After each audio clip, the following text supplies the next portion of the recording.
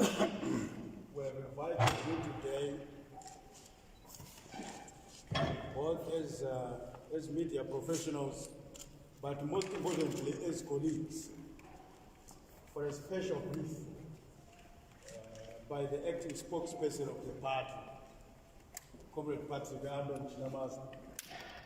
And I will just introduce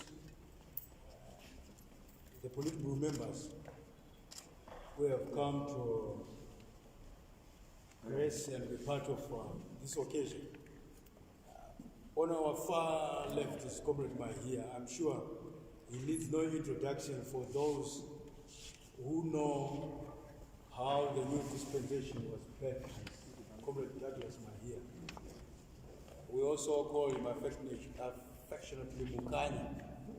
He's the Secretary of War Veterans, ex-detainees and restrictees to the Politburo. He's also currently the head of the War Veterans Wing. As you might be aware that the party resolved in its previous People's Conference to create a War Veterans League. So he's the leader of that league as it stands. Then of course, next to him, needs no introduction again, is the acting spokesperson of the party, ZANU-PF. Comrade Mike Bima needs no introduction again to you. And of course, yours truly. Let me just say, this is a special press brief. And I'm sure in the fullness of time, we'll be giving you this special brief weekly from the party for the simple reason that it is from this headquarters and this party where the national leadership resides and where the national narrative is driven from. At least to say that when you stray and engage in similar events, Comrade the acting spokesperson with those who would want people to believe they are our fault or that they are our counterparts in the opposition, some of whom are still homeless as it stands for the reasons that you can speculate about. We reiterate that this is the home of the People's Revolution. It is from this home of the People's Revolution that the national narrative is shaped, developed, driven, and engineered for. So without wasting much of your time, may I take the baton to the acting spokesperson of the party, Comrade Chinamasa, to give you the floor. It's over to you, Comrade spokesperson. Thank you very much. Good afternoon to you, members of the Fourth Estate, who hold governments and authorities to account in the discharge of their responsibilities. We respect that responsibility. We respect it for as long as you do and keep to holding government and authorities to account, and you do not do other things which are outside the ethics of your profession. As the director has already mentioned, I will give two statements actually. One a lengthy one, then another one, a short one, to do with the U.S. ambassador to Zimbabwe. I also promise that on a weekly basis, we are going to be giving you press briefs where we will give you opportunity to ask us in the leadership anything that you want concerning ZANU-PF and the country. After my reading of the speeches, of the statement, I will give you an opportunity to ask questions on the statement or on another issue. And my colleagues here, who have been introduced to you, will assist me where I need that assistance. So allow me now to read the statement. It's a special press brief on the MDC Alliance's planned demonstrations and protests on the 31st of July 2020.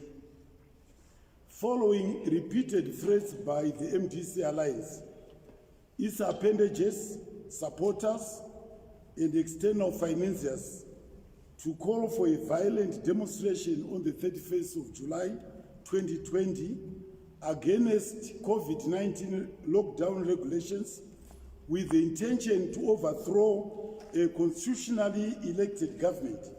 ZANU-PF is a revolutionary mass party which carries the mandate of the people following its resounding victory in the 2018 general elections, feels obligated to make this direct appeal to our people.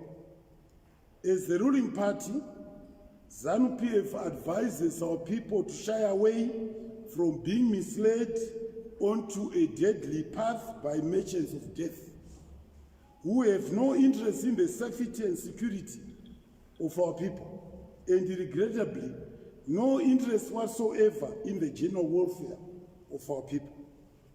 ZANU-PF calls upon our people to reject imposters like the MDC Alliance, which masquerades as a democratic political party, but which, since its formation, has thrown the interests of the country and the people to the dustbin in favor of furthering neo-colonial interests, which our people and the party fought to defeat.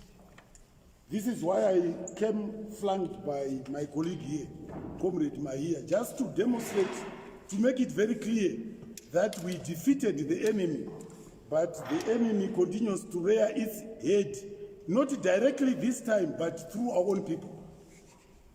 As we unpack and unbundle in this special press brief, the MDC Alliance and its predecessors, the MDCT and MDC, are Trojan horses and foreign-funded creatures whose sole purpose was to oppose, reverse, and disrupt the land reform program, and to undermine economic emancipation and empowerment of our people. For the record, the DNA of the MDC Alliance, its appendages, supporters, and external financiers is a violent, anti-revolutionary, and mercenary neo-colonial outfit. And I give below its history and its true political colors and values. The MDC and its runner-dogs in the evil society. Last time I used the word deliberately, evil society. The media corrected it, thought that I made a mistake to say civil. I mean evil society.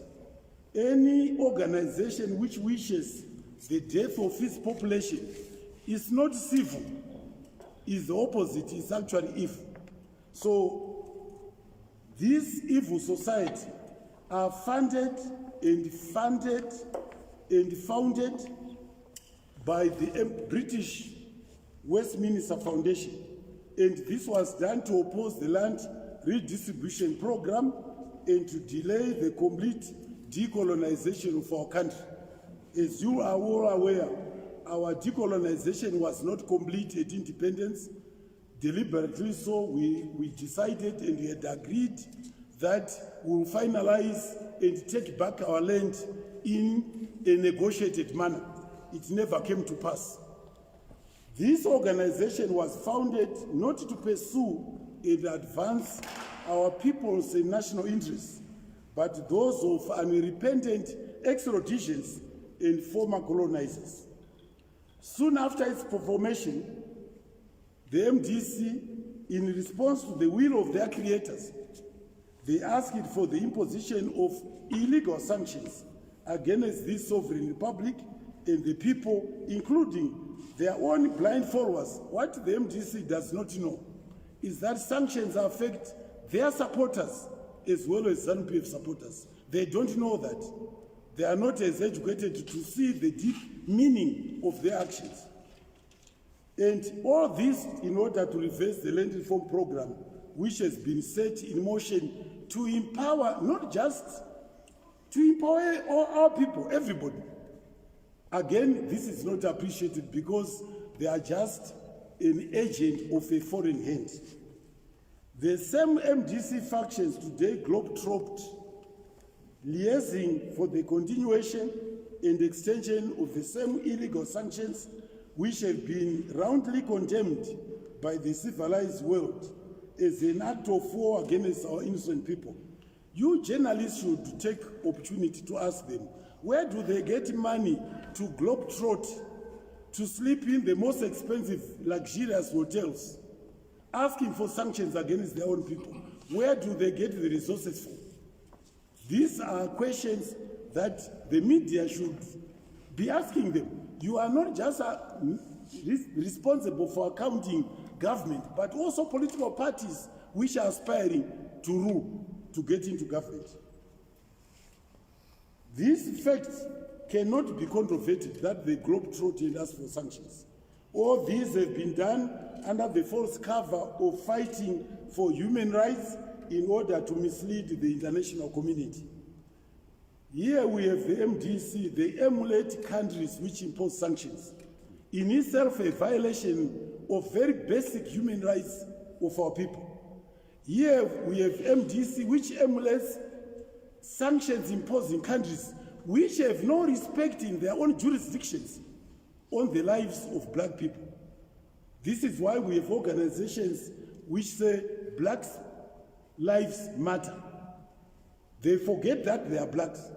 They forget that those who are oppressed in the United States elsewhere are black people. They have no regard for that. Now, what values are they seeking to import and practice in our country? Why can't they see for themselves that they are being misled? That there is no truth whatsoever in the United States propagating human rights elsewhere, when in fact they cannot practice such human rights in their own countries against their own population. And I think the video of George Floyd, you are all aware of that, how a human being, a black person, is treated like he's just an animal, like he's a rat. The same party also, the MDC, under the late Morgan Tsvangirai, and I repeat this again and again to show the true DNA of MDC. Tsvangirai tore his party's own constitution to make illegal appointments of 2 additional vice presidents. These are the people who call themselves Democrats, yet they have no respect of their own constitution. How can they be trusted to respect the national constitution, I ask? Isn't this daylight hypocrisy? As if that is not enough, in 2018, one of the illegally appointed vice presidents violently usurped power following the death of Tsvangirai.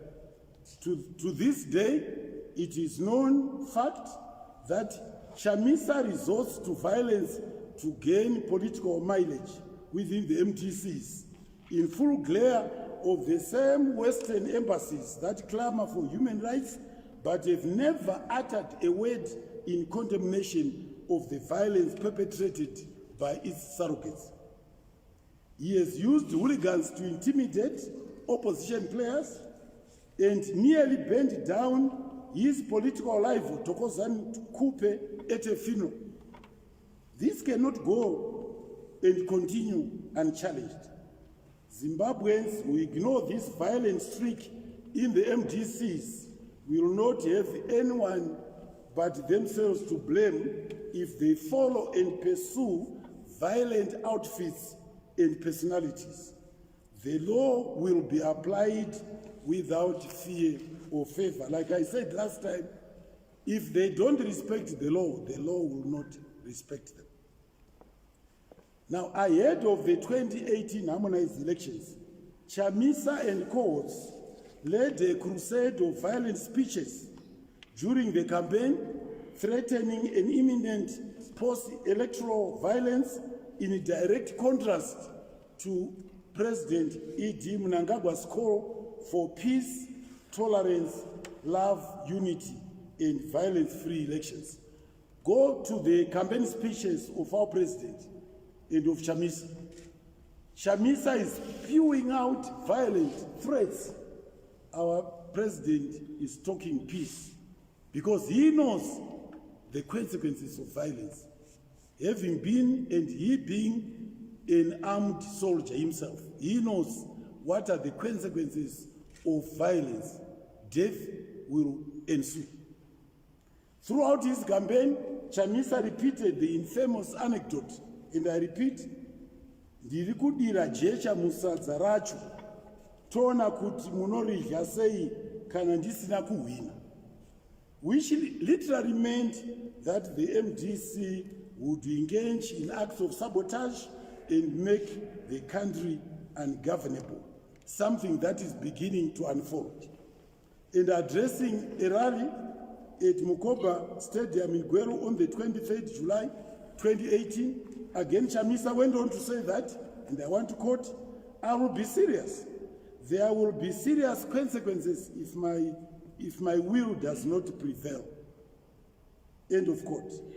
Addressing another rally at Jerera Growth Point in Zaka on the 14th, 2018, Chamisa threatened violence again, saying, and I quote, "I will bring into the streets guys from Baramsika who are ready for violence."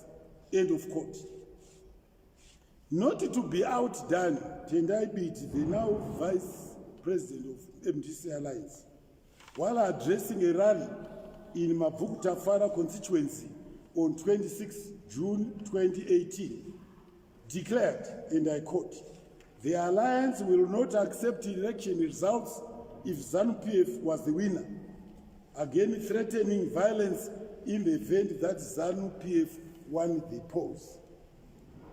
As if that was not enough, on the morning of 1st of August 2018, the MDC Alliance youth leader, Hapmo Chidziwa, addressed MDC Alliance youth at Harvest House, urging them to engage in acts of violence in the Harare Central Business District and to attack the ZEC offices. They hoped that they could destroy the votes and the results coming in. He also urged them to attack the National Elections Command Center, ZANU-PF offices, government buildings, and fuel stations. We were indeed attacked here, as again it happened on the 14th to the 16th of January last year. All this culminated on the 1st of August 2018. Violent protests and demonstrations aimed at stopping the counting of ballots.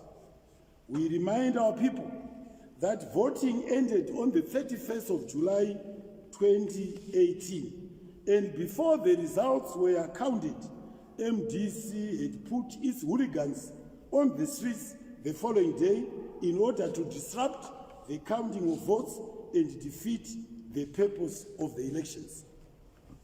Following the 1st of August 2018 violent demonstrations, His Excellency President E.D. Mnangagwa saw it fit to appoint an international commission of inquiry led by former South African President Kgalema Motlanthe. The Motlanthe Commission found the MDC Alliance culpable of the loss of life and destruction of property, which accompanied the 1st of August 2018 violence, as the party was found to be coordinating the violence to overturn the electoral outcome, which the MDC was pretty aware we are losing through their polling agents. Let me explain this.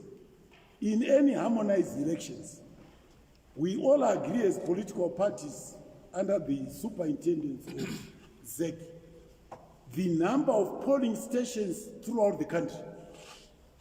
In the last election, I think there were probably more than 10,000. But we agree where they are to be located, specifically each polling station. At each polling station, we are all represented by our own political agents.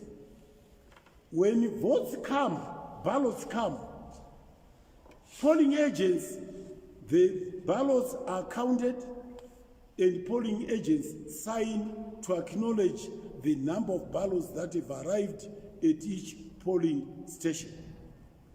After the voting, again, they count to see how many are left of the ballots which came, and polling agents signed for that. Then they are counted, and the results again are signed for by polling agents, and then pinned outside each polling station. So it is up to each polling agent to send to its command center, like we do, we receive. And before the ZEC announces, we generally will be in the know where we are faring, how bad or how worse we are doing. And that is the situation which obtained also with the MDC Alliance. The polling agents at all the polling stations, who no doubt we are reporting to them. So clearly, they became aware that they were losing. They did. So it must be put on record that the 2018 harmonized elections were the fairest, the most transparent, peaceful, democratic elections that any country anywhere could hold. Pronouncements by the MDC Alliance and its leadership that they'd won the elections, that they'd evidence of manipulation and electoral fraud proved false when this matter came to be heard before the Supreme Court. We all know that. They had no V11 forms, as they had said they had. None were produced as evidence. They had no evidence whatsoever. In fact, their legal counsel was an embarrassment in the court. Luckily, the trial on the hearing of the constitutional appeal of the MDC Alliance was televised. Otherwise, they would have lied again to you that, in fact, the judges were manipulated. So the whole country was able to see for itself the falsehoods which were being perpetrated by MDC Alliance. ZANU-PF is aware that all these efforts, including the much talked about 31st July 2020 proposed violence, follows a well-choreographed script proposed by former United States Assistant Secretary of State for Africa, Chester Croker, whose strategy was to, and I quote, to make the Zimbabwe economy scream, end of quote, through sanctions, and in the process, I quote, separate ZANU-PF from the people. That is what all this social media hullabaloo and threats of demonstrations and protests is all about, intended to separate ZANU-PF from the people. What these detractors don't know is that ZANU-PF's relationship with the people has been watered in blood. It's unbreakable, unshakable. They don't know that. So this illegal regime change script whose aim is to reverse the gains of our liberation struggle, in particular the land redistribution program, the party and its cadreship will never allow this to happen. Will never allow any malcontents to take over this country. Never. Further evidence of the violent streak within the MDC is when, on 6 August 2018, it is said, and I quote, "We will make sure government don't get a cent." I can't tell you how, but I can tell you we have done it before. This they've succeeded. But it's very clear why they've succeeded, because they were sent to do that. They are merely pronouncing the intentions of the people who have founded and funded them. They are merely doing the bidding of those countries which impose sanctions. So it's not like he has got power to stop money. No. The power is with his handlers. The same bit who is now the purported VP of MDC Alliance has recently lived to his promise to deny Zimbabwe any foreign capital by writing to Western capitals and the World Bank for further sanctions to be imposed against Zimbabwe. You know, I clearly I have respect for his intellectual prowess. Let me say that. He's very clever. But my disappointment is that he uses Mari akafundiswa neZANU-PF to undermine the revolution, to be a puppet and a sellout and a traitor to his own people. And often I wonder, how can such an intelligent person not realize that he's being duped by his handlers? It's a pity. But there you are. He's doing the bidding of his masters and doing it very well, to the point where he wrote to the World Bank not to give us COVID-related financing and resources, and we have not received such resources. The MDC Alliance treasonous disposition found expression during the 14th and 16th January 2019 orgy of violence and looting, which they organized in collaboration with non-hostile embassies fronted by the US Embassy and their evil society. The January 2019 violence were the dearest attempt made by the opposition to seize power unconstitutionally through the back door. This will not be allowed to happen again. The disturbances resulted in wanton destruction of property, mainly in Harare, Bulawayo, and largely affecting small to medium scale enterprises, some of which have never recovered from the looting, arson, and destruction to this day. This again will not happen under our watch. ZANU-PF therefore appeals to our people not to be misled by MDC Alliance malcontents, whose preoccupation is to see our people and the economy suffer. They've mastered the art of faking and stage managing ludicrous and drama-laden abductions, alleging non-existent human rights violations such as abductions, rape, and torture in order to besmirch the reputation of government in our nation. This is a cardinal and unpardonable sin that these malcontents have committed and continue to commit. If the violent activities perpetrated by the MDC opposition were acts done in Europe or the United States of America, they would have been branded a long time ago a terrorist organization, which in fact is what they are, along with their Trojan horses like the Zimbabwe Congress of Trade Unions, the Crisis in Zimbabwe Coalition, and others, which depend on foreign funding to make their anti-people activities. The MDC is seeking to win and gain through violence, what they failed to win through elections.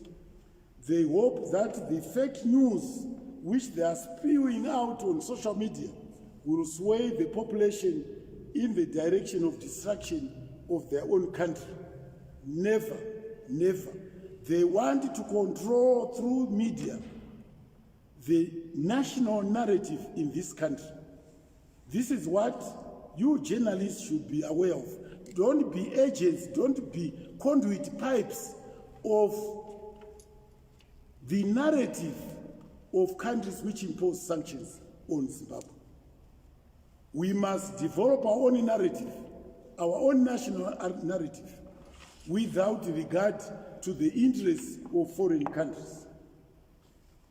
We encourage our people to continue to observe the lockdown measures as announced by His Excellency, the President, Comrade E.D. Mnangagwa. Finally, ZANU-PF calls upon our supporters, cadres and sympathizers, wherever you are, to remain alert and ready to defend yourselves, defend our people, their property, and most importantly, defend peace in your communities against these malcontents, these hired hooligans and hoodlums who rejoice at burning properties and looting. During the August 2018 violence and the 14 to 16 January last year violence, when violence was unleashed against our people, against our supporters, they found us from Chirezi, they found us from Chipinge, they found us from Mashingo, asking for protection. We were unable to provide them that protection and safety. What we are saying to our supporters, to our people, is that they must know that when they are being attacked, the law enforcement agents may not be anywhere near the scene of crime. They must know that in those circumstances, their first line of defense is themselves and their families. They have a legal and constitutional right to defend themselves, their families, their spouses, their children, their property and possessions. Don't ask for permission from anybody. It's your constitutional and legal right. Don't be intimidated by hooligans and mercenaries. Don't be like sitting ducks as you were in August of 2018. Don't be sitting ducks as you were in January of 2019. Phoning us. No. This time, no. Use any means at your disposal to defend yourselves. And we are saying this unambiguously. We are reminding our people that self-defense is a right, especially when your security is under threat from these violent so-called protesters. End of the lengthy statement. Let me now read a special statement concerning the machinations and antics of the United States Ambassador to Zimbabwe, Mr. Brian Nicholas, and his coterie of gangsters and mercenaries who are disguised as diplomats. I want to warn them and to remind them that it is high time they get to know that Zimbabwe is a sovereign republic and we are a full sovereign state under the Montevideo Convention.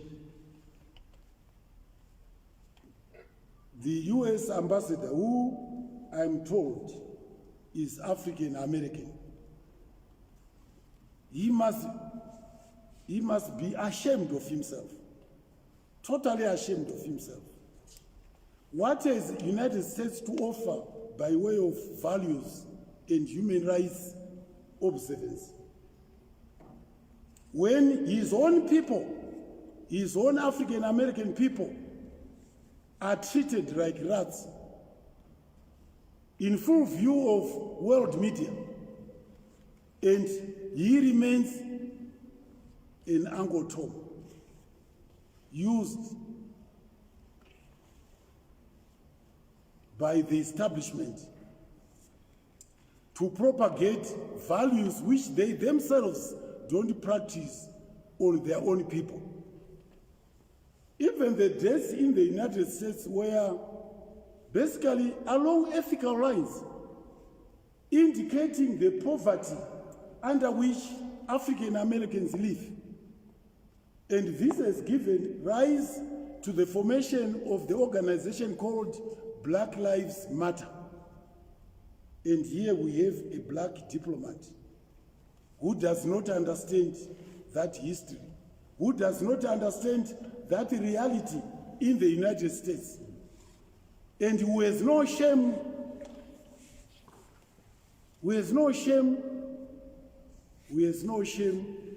to do the bidding of the establishment, which is contrary to the interests of his own people. He continues to engage in acts of undermining this republic, and if he does so, if he continues engaging in acts of undermining the republic, mobilizing and funding disturbances, coordinating violence, and training insurgency, our leadership will not hesitate to give him marching orders. Diplomats should not behave like thugs. And Brian Nicholas is a thug. We remind Nicholas that he is not a super diplomat in this country. There are several diplomats that are seconded to this republic from the African Union member countries and the world over. They have never masqueraded and pretended to be our prefects, as Mr. Nicholas is doing. We have nothing, I want to repeat, we have nothing to learn from the United States or from those countries which impose sanctions. There are no respect of human rights. Human rights are just a pretext to oppress less powerful countries. It's just a pretext. Zimbabwe is not one of the states or provinces that make the United States of America. We fought for this country to preserve it and to protect it, not to surrender it to those from whom we tirelessly fought against. Never ever in our lifetime. I think Brian Nicholas should learn from his predecessor, Christopher Delo. He tried it, and he realized later that his shoes were too big for him. Don't dare Zimbabwe. We are waiting for you. End of statement.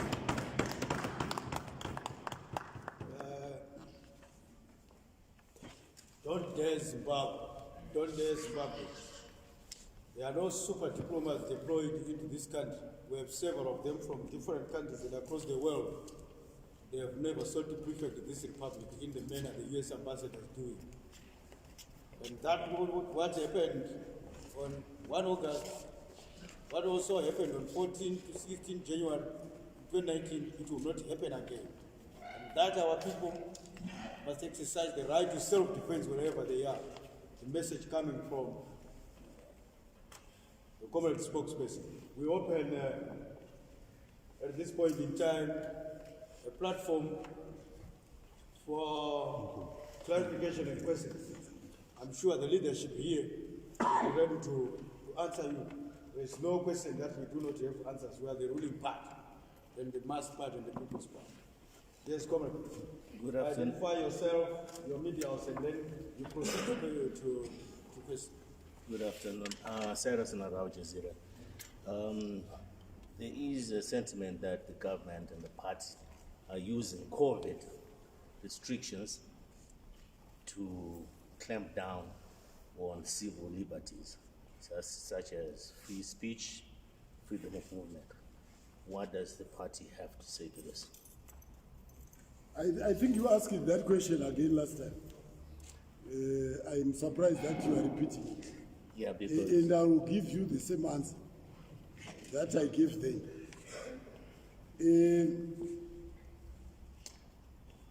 The regulations, COVID regulations, are not affecting free speech. In fact, the aspect about free speech I'm making for the first time. COVID regulations do not affect free speech. They affect freedom of movement in order to contain the virus, the spread of the virus.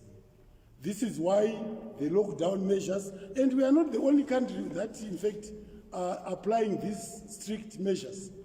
And we have had to introduce these stricter regulations because of the spike in the spread of virus cases.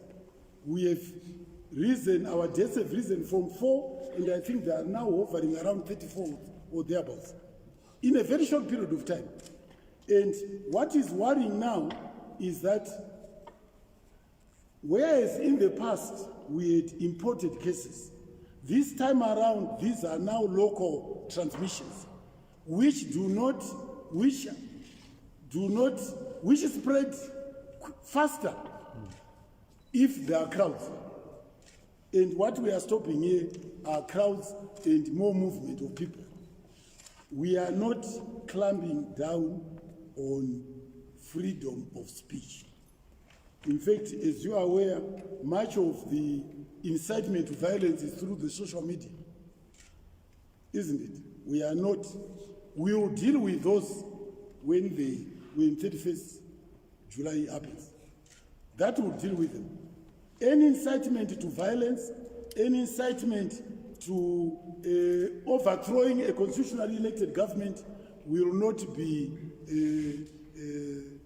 treated with kid gloves. No. So the message must go out clear to the MDC allies. They must not start that which they cannot finish. If they start it, if they want running battles, we are ready. Whatever they wanted to start, we are ready. Just tell them they must not start that which they cannot finish. We are prepared to go the whole walk to make sure that we are not unseated by foreign agents or foreign interests. Don't start what you cannot finish. Key message coming there. Today we would want to thank them, Comrade Chef and Chief. They are ladies in the media as well and exercising the right to free speech. They are here too. The lady in the spectacles there. Welcome to us. Identify yourself and your club. My name is from Techno TV. I just wanted to find out, since you said you said that you're trying to deal with crowds. Crowds, yes. Yes, already, as we all know here, there are crowds already at the ranks. Is there something that you're doing as a party, seeing that now you want to deal with the crowds that you're anticipating, but there are already crowds at the ZUPCO ranks and all over the CBDs in the nation? Yes, you know, anything that is due to indiscipline, the approach is different. It can only be through moral suasion. But where you are inviting people to congregate, it's a different story. To congregate to achieve a violent end, to achieve your goals through violent means is different. But all crowding is not encouraged, I agree. But this special crowd which you are talking about is a violent incitement to achieve a violent crowd, to achieve a violent outcome through violent means, and we will oppose it. Sorry, I'm not answering. Okay, we'll come back to you. Just see, is it a follow-up? Yes. Okay, I was just saying, is it not possible to actually deal with crowds that are currently there than an anticipated crowd? That was my question. So, to be honest, I'm not sure. To deal with overcrowding at the buses and in the CBDs. Yes, I say that generally all that crowding is a problem of indiscipline and lack of measures to make sure that the social distancing is preserved. So what you are basically telling me, and I said so last week in my press briefing, that the urban areas are a problem. In fact, they are a time bomb in terms of COVID-19 spread, because they continue not to wear masks, they continue also to be crowded. But I'm here talking about crowding, which is incited by the MDC Alliance and their surrogates, which is funded by the US Embassy to cause violence, to overthrow a constitutionally elected government. And I'm saying we are there to meet them. Well, I'm sure the answer has been given. The approach differs. The approach that we are talking about, like what he has clearly outlined, higher crowds, the approach is different from crowds of people engaging for the particular service, and that is why the approach is different. I'm sure that is where the gist of the answer is. Perfect.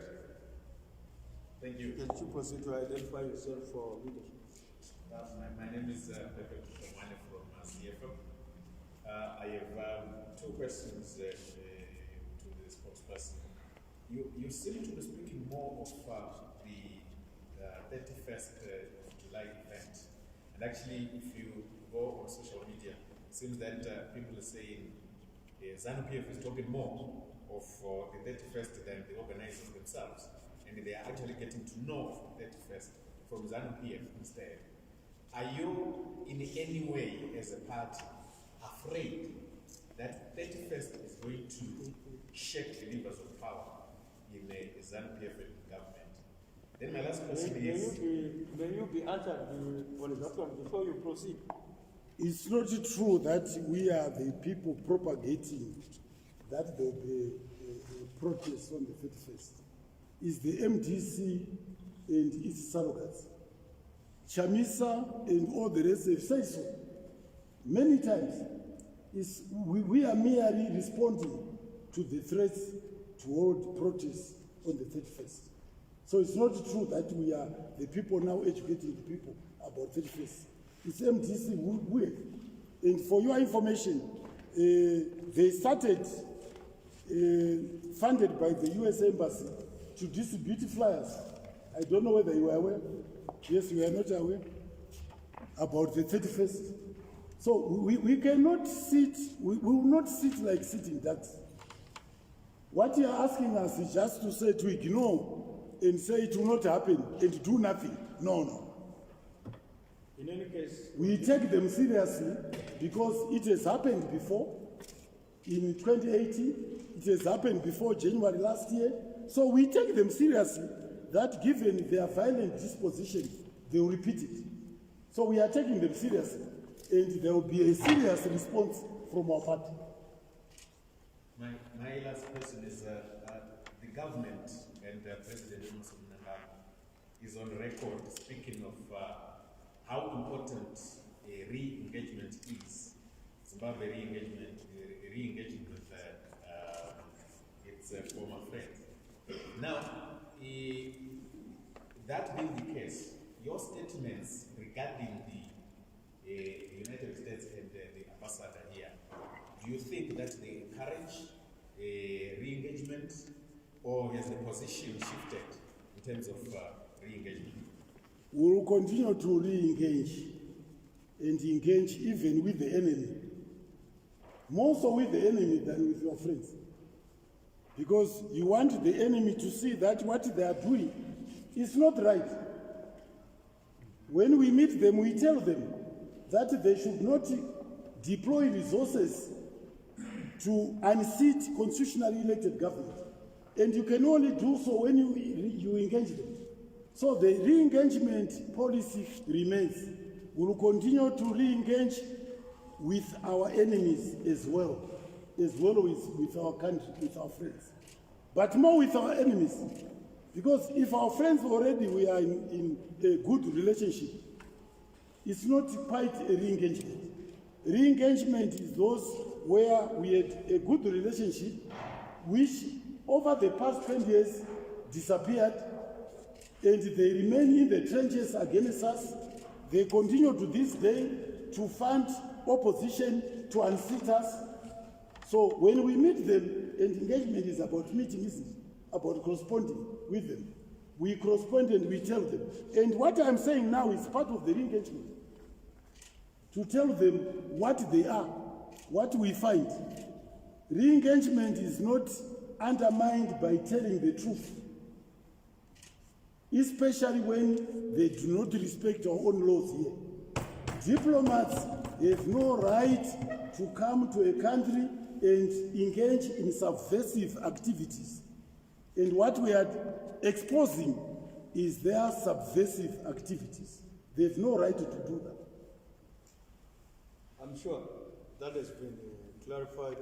Ladies and gentlemen, blessed, I know you. Okay, let me give you the last one, and I hope it is a civilized question before. I have already prepared a favor to you when we are about to close. Like I said, we'll always be having these constant press briefs, whether there is the talk of that whatever date or whatever, we'll still continue to have them. So I thought you could preserve that one for the next, but being a good friend, I'm preparing this to you. Yeah, And thank you. it's come, Thank you, Director. Yeah. I just wanted to find. Who are you? My name is Blessed Mklanga. I'm Heart and Soul TV and Radio and from Newsday. So I wanted to find from Honorable Acting Spokesperson if in the reasons that are being proffered for the 31st of July demonstration, does ZANU-PF find any genuine concerns from the citizens of the people of Zimbabwe? And what is it doing, if there are any genuine concerns, to address such concerns? We have always addressed any shortcomings that we come across. We also are on record as fighting corruption. And I think that we have, in the past 2 years or so, not respected anyone, even those in high office. And I speak here of the arrest of ministers, Mufumira, Obadiah Moyo, Undenge. Those are efforts basically to fight and fulfill our mandate in our manifesto to fight corruption. So we do so.